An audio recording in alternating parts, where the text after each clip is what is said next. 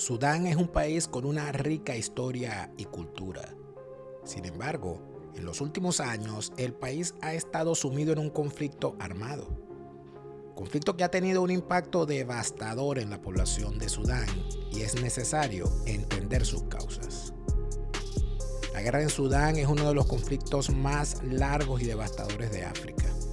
Comenzó en 1955, cuando el gobierno sudanés del norte intentó imponer la ley islámica en todo el país. Esto provocó una rebelión en el sur, mayoritariamente cristiano y animista. La guerra duró hasta 2005, cuando se firmó un acuerdo de paz dividiendo Sudán en dos países separados, Sudán del Norte y Sudán del Sur. Las raíces del conflicto en Sudán se remontan a la era colonial, cuando los británicos dividieron el país en dos territorios separados, Sudán del Norte y Sudán del Sur.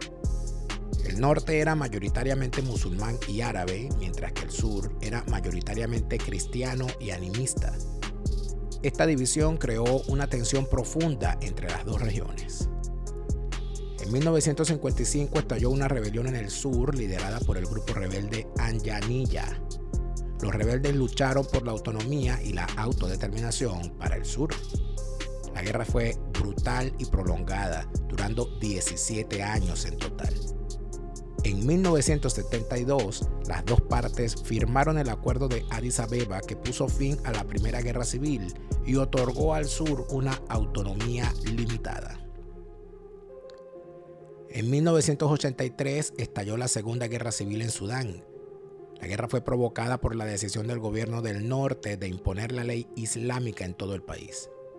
Los rebeldes del sur, liderados por el Movimiento de Liberación Popular de Sudán, lucharon por la independencia para el sur.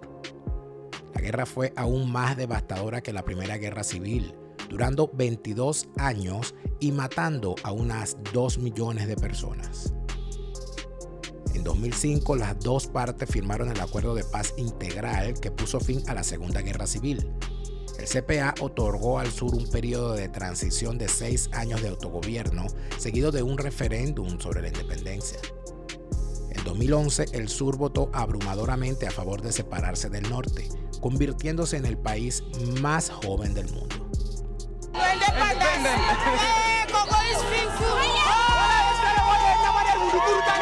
Es la celebración del nacimiento de una nación, Sudán del Sur, una soberanía esperada desde hace 55 años y votada en un referéndum el pasado 9 de enero. La celebración de la independencia comenzó en el minuto 1 del día de hoy, sábado, en las calles de Yuba, la nueva capital. Sudán del Sur se convierte en el país número 193 del mundo. Jartum reconoce esta nación y acepta volver a la línea que separaba las dos regiones en enero de 1956, cuando se independizó del Reino Unido. Poco después de que Sudán del Sur obtuviera la independencia, estalló un nuevo conflicto entre el presidente Salva Kiir y su ex vicepresidente Riek Machar. El conflicto se intensificó rápidamente en una guerra civil en toda regla que ha causado una gran cantidad de víctimas y desplazamientos. A partir de 2023, la guerra ha asesinado a unas 400.000 personas y desplazado a más de 4 millones de personas. La guerra en Sudán ha causado una crisis humanitaria devastadora. Millones de personas están desplazadas y muchas se enfrentan al hambre y a las enfermedades. Las Naciones Unidas han calificado la situación en Sudán del Sur como la peor crisis humanitaria del planeta. La comunidad internacional ha tardado en responder a la crisis de Sudán. Como siempre, la ONU ha desplegado fuerzas de paz en el país, pero la situación sigue siendo volátil. Estados Unidos y otros países han impuesto sanciones al gobierno sudanés, pero estas sanciones han tenido un impacto limitado. La guerra en Sudán es un conflicto complejo y multifacético con raíces históricas profundas. La guerra ha causado un sufrimiento inmenso y ha dejado el país en ruinas.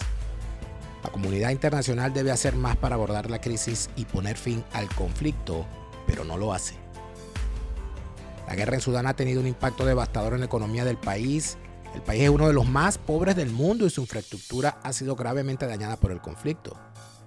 La guerra también ha tenido un impacto negativo en la región. El conflicto ha desestabilizado a los países vecinos y ha creado una crisis de refugiados. La tan mentada comunidad internacional, como siempre, muestra su preocupación, se alarma por el conflicto, se horroriza por las imágenes, pero poco hace por hallar una solución. El conflicto de Sudán podría convertirse en una guerra civil. Así lo ha advertido la ONU a pocos días de cumplirse 3 meses desde que iniciaron los enfrentamientos entre el ejército y el grupo paramilitar Fuerzas de Apoyo Rápido, en su disputa por obtener el poder del país africano. Aparentemente, ninguna de las partes puede ganar militarmente con lo que tienen en términos de mano de obra. Por lo tanto, han reclutado más allá de sus propias formaciones sobre una base étnica y tribal. Estamos al borde de que la guerra se convierta en una guerra civil, étnica y tribalizada. A pesar de los enfrentamientos diarios, el jefe de la misión de las Naciones Unidas en Sudán ha dicho que ninguna de las partes ha logrado avances significativos dentro de la capital Jartum, el objetivo principal planteado desde el 15 de abril.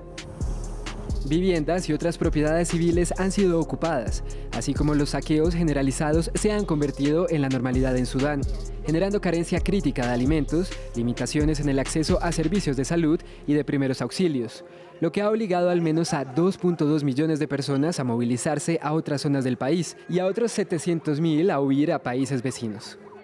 Se han observado movimientos mixtos a través de la frontera hacia Egipto, Chad, Sudán del Sur, Etiopía y la República Centroafricana. De las más de 697.000 personas que cruzaron a los países vecinos, el 65% son sudaneses, y se estima que el 35% son repatriados y nacionales de terceros países. La mayoría se encuentran en condiciones extremadamente precarias. Cifras reveladas en víspera de que los países del Golfo celebren una cumbre en Egipto con el fin de abordar las formas para finalizar la violencia y lidiar con las consecuencias de la prolongación del conflicto. Como siempre, habrá prioridades antes que soluciones cuando se trata del continente africano.